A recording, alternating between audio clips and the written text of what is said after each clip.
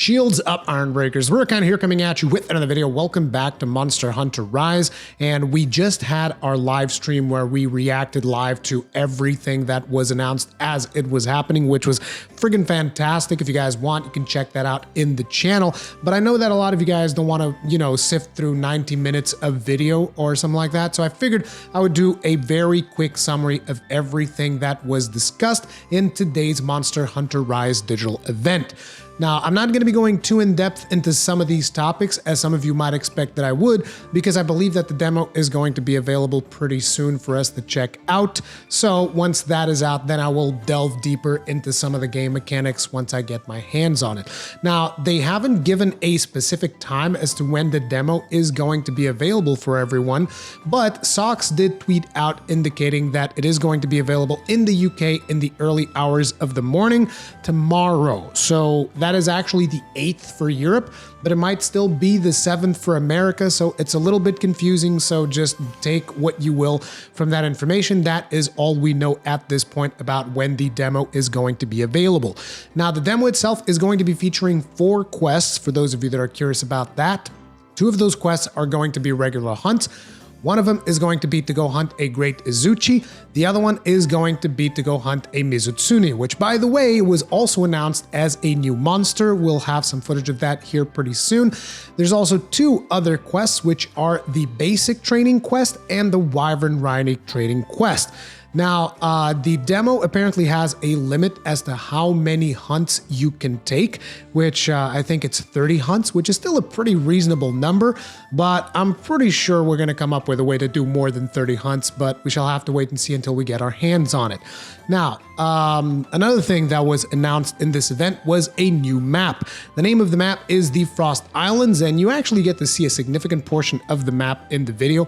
The map is looking pretty good. It is not a remake of the Tundra. It is not a remake of the Arctic Ridge. It is basically a completely brand new Frost map, which is really, really cool to see. I really like the fact that there was a shipwreck there with a Dragonator in front of it. And there was something in the video that a lot of people in my stream were calling out, saying that it is Zora Magdaros' skull. And it is possible. I can kind of see it if you guys look at the footage that I'm showing right now. That thing in the middle there does have some similarities, but it is very interesting that if that is Zora Magdaros' skull, that was one hell of a fight that they had in here, because it's got like a Dragonator attached right at the top of its head. So yeah, that is very, very interesting. Another thing that we see in that map is that there is different endemic life from what we've seen in the endemic life in the Shrine Ruins. So that'll be interesting because we'll have to learn how to identify all of these different types of endemic life to see what kind of benefits they can bring us.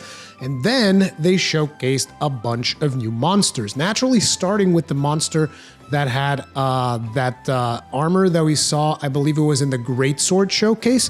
At least I think that's the armor, because from the look of that armor and the look of the monster that we are seeing, it kind of looks like that would be its armor. Everybody was wondering, what is this armor from? What monster is this from? Well, it is a new monster called Gos Harag. I think they called it Harag. Gos Harag. And he is a new monster. He's a yokai looking dude right there. He is a fanged beast, and his thing is that he's able to like breathe ice onto his fists and then make blades of ice to attack hunters. Now, the first thing that I thought when I saw that happening, I was like, I wonder if he can like breathe ice onto both his fists and like dual wield blades of ice. But then again, he wouldn't have maybe as much mobility, so then maybe that would be kind of weird, but it could be an interesting like enrage mechanic of him, like, oh, he enraged, now he breathes on both of things and he's gonna just like spin around. I don't know, but the monster looks really, really fun, and he is definitely inspired by yokai. Like they said that there was going to be a lot of yokai inspiration in these monsters. Then they announced a lot of returning monsters.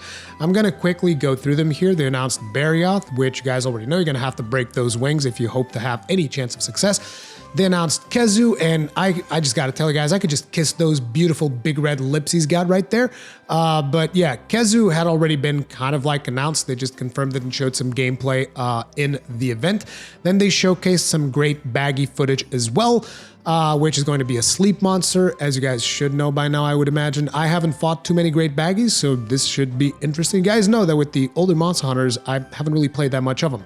Then they showed us Lagombi, and I don't like him. I know that Gaijin Hunter likes him. I don't like Lagombi. I mean, it's not like I don't want him in the game. It's just like he's a little bit annoying to fight. But then again, I could just be thinking about Snow Baron Lagombi, which was really annoying in Generations Ultimate, and I had to fight him a significant amount of times because what I wanted to have is set, but you know. Then they showed off Tigrex, because it seems that whenever Barioth shows up, his cousin Tigrex has to tag along, or the other way around, Tigrex shows up and cousin Barioth tags along, because that's kind of like how they were announced in Iceborne, first Tigrex, then Barioth. Then they showed us Mizutsune, and Mizutsune is looking hella good, and I'm super happy to see a Fated 4 making a return. I just really wish they would put all of the 4 Fated 4s. That would just be friggin' fantastic in my opinion. But anyway, then they showed us some more of the flagship monster, Magna Mallow, and they said that the thing that he's got on him, the like purple glowy thing, is some type of hellfire gas that he uses, which kind of gives us a couple of more hints. And all of you guys that, you know, theory craft about what could potentially be the origins of the monster and all of that, then get to work. It's hellfire gas. Figure it out. Then they showed us the new mounting mechanic, which I'm not going to be going too in depth in. There's already a video on the official Monster Hunter channel that talks about Wyvern Riding, but I will be wanting to make my own video on it when I actually get hands-on with the demo. So you guys can expect that to be probably one of the first topics that I will want to tackle in Monster Hunter Rise, because it looks like it's going to be a very complex system. It is definitely different from the previous mounting mechanics that we've had, both in 4, which was when mounting was originally introduced, as well as World, which is when mounting saw a little bit of a change. And this one is a complete departure from all of those. It is, you're literally controlling the monster and riding him and ordering him to attack and whatnot. Completely and utterly insane. And you're able to do this through the Iron Silk, which seems to be the same silk that you kind of use to propel yourself with the Wire Bug.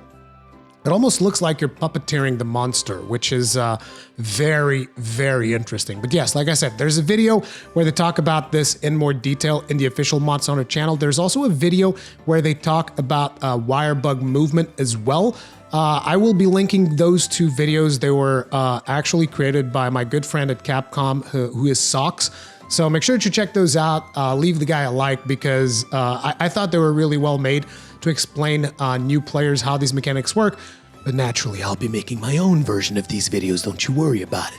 But anyway, continuing onwards, after the Wyvern Riding stuff, they showcased the new Gathering Hub, which looks remarkably similar to the Celiana Gathering Hub. But then again, there's only so much you can really do with a hub. I thought it looked very cozy.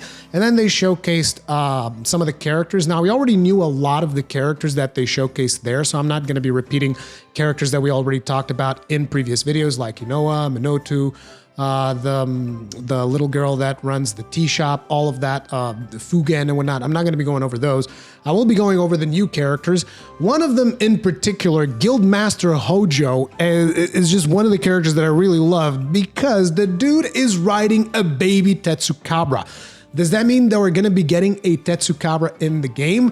Now, regardless of whether or not we're getting a Tetsukabra in the game, I want a baby Tetsukabra, because like I really enjoyed fighting Tetsukabra back when I played, I think it was 4U, the first time I fought Tetsukabra, and I really want a baby Tetsukabra that I can just have in my room, okay?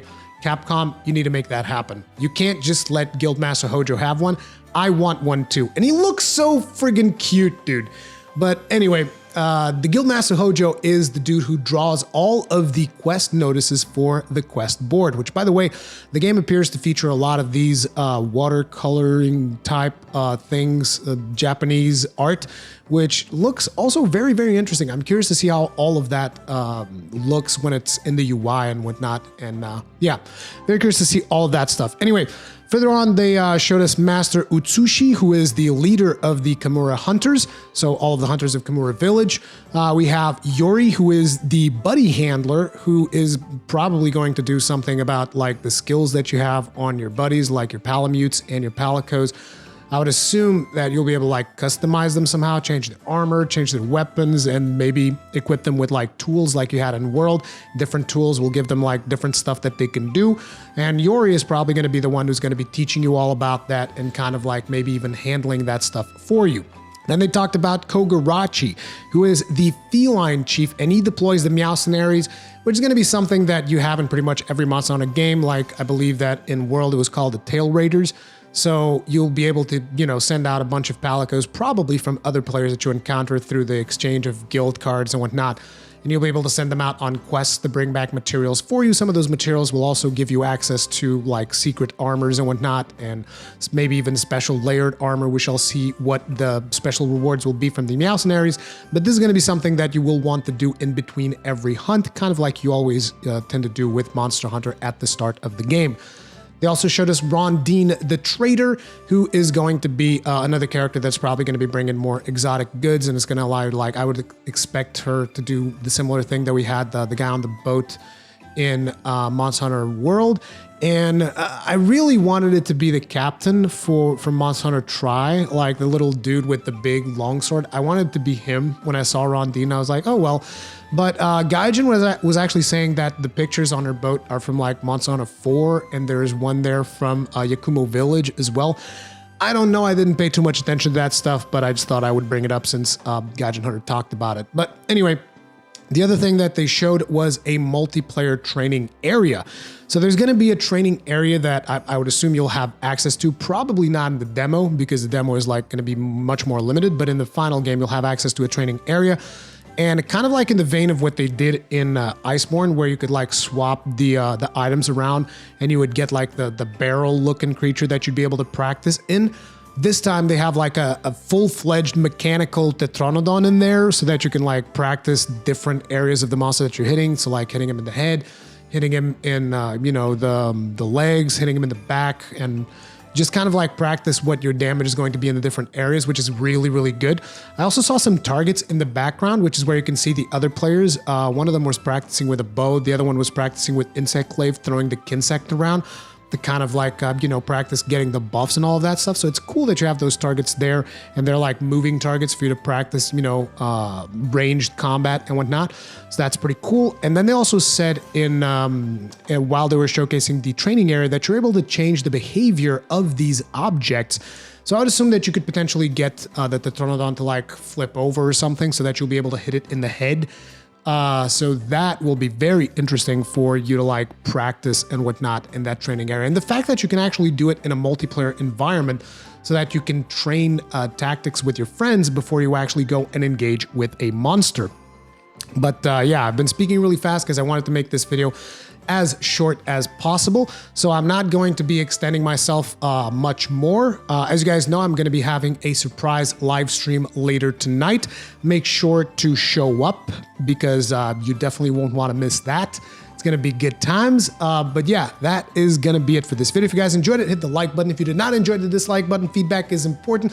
As per usual, if you enjoy my content, subscribe, bell notification icon, all of that stuff. And I'm completely out of breath. I'll see you guys in the next one. Stay strong, stay safe. Peace out.